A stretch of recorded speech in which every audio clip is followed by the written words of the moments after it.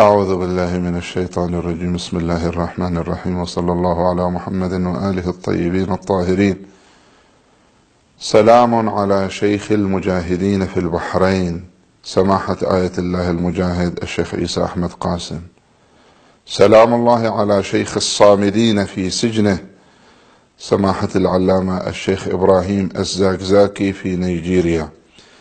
تحية عظيمة إلى هذين الأسدين في عرينيهما، إن ثبات سماحة آية الله المجاهد في البحرين وثبات سماحة العلامة المجاهد الشيخ الزاكزاكي في نيجيريا له الأثر الكبير في نفوس الشيعة والمسلمين في العالم.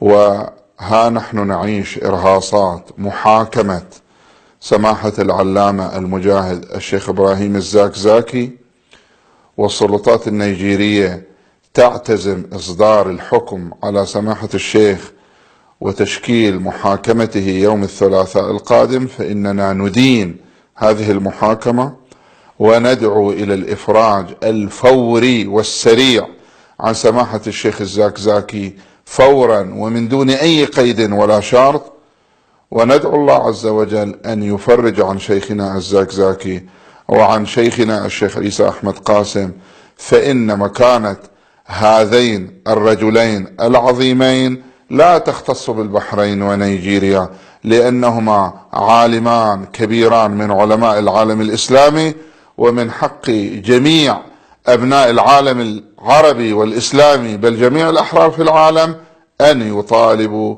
بالإفراج عنهما وأن يعيشا حياة سعيدة مع أسرتيهما ومع جميع أبناء الأمة الإسلامية. اللهم فرج عنهما إلهي آمين، وصلى الله على محمد وآله الطاهرين.